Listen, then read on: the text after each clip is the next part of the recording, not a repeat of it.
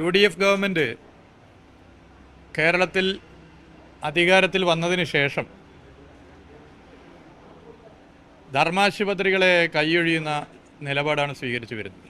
പ്രാഥമിക ആരോഗ്യ കേന്ദ്രം മുതൽ മെഡിക്കൽ കോളേജ് വരെ ഒരു സ്റ്റേറ്റ് ഗവൺമെൻറ്റിൽ നിന്നും ലഭ്യമാകേണ്ട സഹായം ലഭ്യമാകാത്തതിൻ്റെ ഭാഗമായി ഒരുപാട് പ്രയാസങ്ങൾ അനുഭവിക്കുകയാണ്.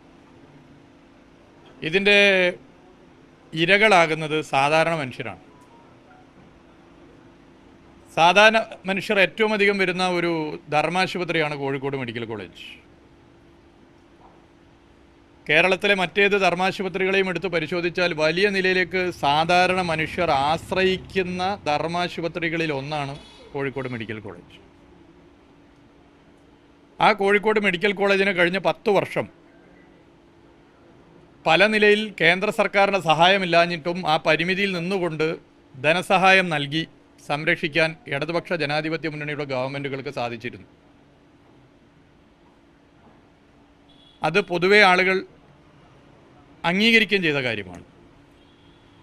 എന്നാൽ UDF ഗവൺമെൻറ് വന്ന് ഈ ചുരുങ്ങിയ മാസത്തിനിടയിൽ കോഴിക്കോട് മെഡിക്കൽ കോളേജിന് നൽകേണ്ട അർഹമായ ഫണ്ട് നൽകാതെ പോയി. ബഡ്ജറ്റിൽ വെട്ടിക്കുറച്ചു, അതല്ലാതെ നൽകേണ്ട ഫണ്ട് നൽകാതെ പോയി. കാരുണ്യ ബെനവലന്റ് ഫണ്ട് KBF നൽകാത്ത സ്ഥിതി ഉണ്ടായി. അത് നൽകാത്തതിൻ്റെ ഭാഗമായി ഗൗരവമേറിയ രോഗത്തിന് ചികിത്സയ്ക്ക് വരുന്നവർ വലിയ തുക നൽകേണ്ട ചില തീരുമാനങ്ങൾ HDS ഉപയോഗിച്ച് സംസ്ഥാന സർക്കാർ എടുക്കുകയുണ്ടായത്. അവിടെ സൗജന്യമായി ലഭിക്കേണ്ട പല മരുന്നും ഇന്ന് മെഡിക്കൽ കോളേജിൽ ലഭിക്കാത്ത സ്ഥിതി വരുന്നു. സംസ്ഥാന സർക്കാർ പണം കൊടുക്കാത്തതിൻ്റെ ഭാഗമായിട്ടാണ് ഈ മരുന്നുകൾ അവിടെ ലഭ്യമാകാതെ പോകുന്നത്.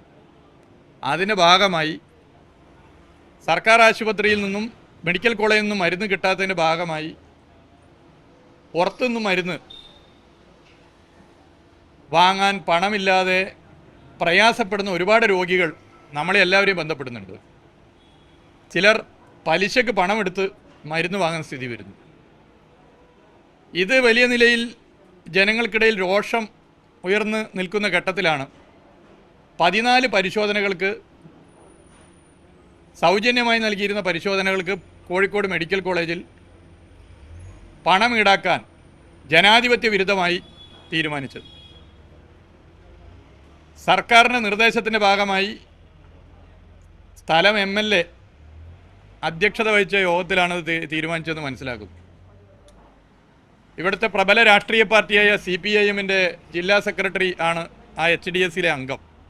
നിങ്ങൾക്കൊക്കെ അറിയാം, സഖാവ് M മെഹബൂബ്. അദ്ദേഹം ആ യോഗത്തിൽ പങ്കെടുത്തിട്ടില്ല. CPM-ൻ്റെ ഒരു പ്രതിനിധിയാണ് യോഗത്തിൽ ഉണ്ടാവേണ്ടത്, യോഗത്തിൽ പങ്കെടുത്തിട്ടില്ല. ജില്ലയിലെ 13 MLA-മാരോട് ചർച്ച ചെയ്യണം. മറ്റ് 12 പേരോട് സ്വാഭാവികമായിട്ട് ചർച്ച ചെയ്തിട്ടുണ്ട്. അവരൊക്കെ UDF ആണല്ലോ. എന്നാൽ LDF-ൽ ഒരു MLA ഉണ്ടല്ലോ. MLA എന്നുള്ള നിലയിൽ എന്നോട് ചർച്ച ചെയ്തിട്ടില്ല. ഇനി മറ്റ് 12 ആളോട് ചർച്ച ചെയ്തോ ഇല്ലെന്ന് അവരോട് ചോദിക്കണം. 14 ഇനത്തിന് വലിയ നിലയിലേക്ക് പണം ഈടാക്കാൻ തീരുമാനിച്ചു. ഇത് വലിയ ജനരോഷത്തിന് കാരണമായി. DYFI എന്ന യുവജന സംഘടന ശക്തമായി പ്രതികരിച്ചു.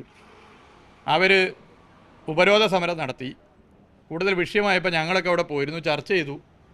അത് തൽക്കാലം മരവിപ്പിച്ചു എന്ന് പറഞ്ഞു. ബാക്കി ജില്ലാ കളക്ടറും മറ്റുള്ളവരൊക്കെ ആയിട്ട് ചർച്ച ചെയ്ത് മുന്നോട്ട് പോകാമെന്നാണ് പറഞ്ഞിരിക്കുന്നത്. ഇതൊരു ഒറ്റപ്പെട്ട സംഭവമായിട്ട് കാണാൻ പറ്റില്ല.